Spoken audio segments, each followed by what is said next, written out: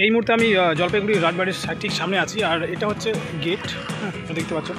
এখানে লেখা আছে কি প্রবেশ নিষেধ, কুকুর হতে সাবধান, মানে কুকুর হয়তো আছে ভিতরে। তো ভিউটা তোমাদের দেখানোর চেষ্টা করবো। এই সাইডে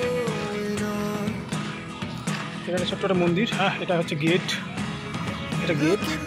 আর এইদিকে আছে রাজবাড়িটা।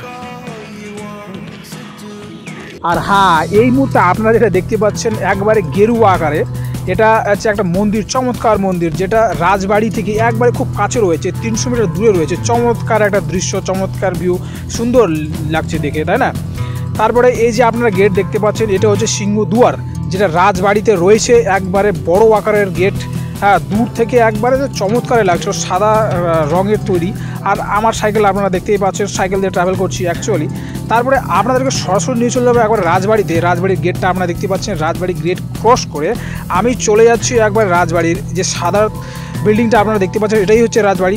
অ্যাকচুয়ালি জলপাইগুড়িতে অনেক কিছুই দেখার রয়েছে, কিন্তু রাজবাড়ি একটা নিদর্শন, ঠিক আছে? তারপরে এই যে আপনারা দেখতে পাচ্ছেন লাল এবং সাদার সংমিশ্রণে তৈরি বিল্ডিং বা ঘর বা মন্দির, এটা কিন্তু চমৎকার লাগছে সেই মুহূর্তে। এটা মন্দির হচ্ছে, তার পাশেই টিনের ছাপড়া দেওয়া একটা মন্দির। তো সত্যিই এখানে অনেক কিছু দেখা রয়েছে। রাজবাড়ি তো বটেই, রাজবাড়ি পুরনো জলপাইগুড়িতে আপনি যদি কোনোদিন যান তো অবশ্যই রাজবাড়ি ভিজিট করবেন, কারণ দর্শনীয় স্থান হিসাবে এটা উল্লেখিত, এটা বিবেচিত, ঠিক আছে?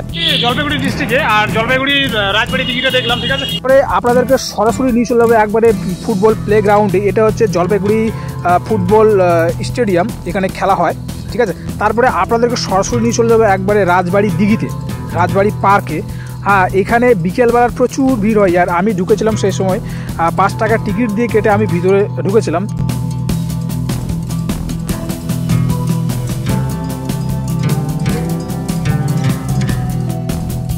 কারণ এই যে আপনারা দেখতে পাচ্ছেন ডাস্টবিন আকারে এটা বানানো হয়েছে, কিন্তু এটা চমৎকার লাগছিল সেই মুহূর্তে, ঠিক আছে?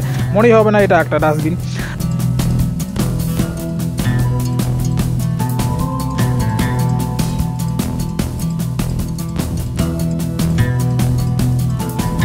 তারপরে এই যে মন্দিরটা আপনারা দেখতে পাচ্ছেন, এটা একবারে রাজদিঘির পাশেই অবস্থান করছে। আর এই গেটটা, এই গেটের মধ্যে দিয়েই হ্যাঁ আপনি রাজদিঘিতে প্রবেশ করতে পারেন। তারপরে আপনাকে আরেকবার সরাসরি নিয়ে চলে যাবো একবার রাজবাড়ির পাশেই যেই ঘরটা রয়েছে, সাদা এবং লাল সংমিশ্রণে তৈরি করা একটা ঘর। এখানে ভিতরে কাউকে প্রবেশ করতে দেওয়া হয় না, কারণ ভিতরে অনেক ঐতিহ্য জিনিস রয়েছে। তো ভিডিও যদি ভালো লেগে থাকে আপনাদের অবশ্যই সাবস্ক্রাইব করবেন, চ্যানেলটা লাইক শেয়ার কমেন্ট তো করবেন। চলো দেখা হচ্ছে একটা ভালো ভিডিও।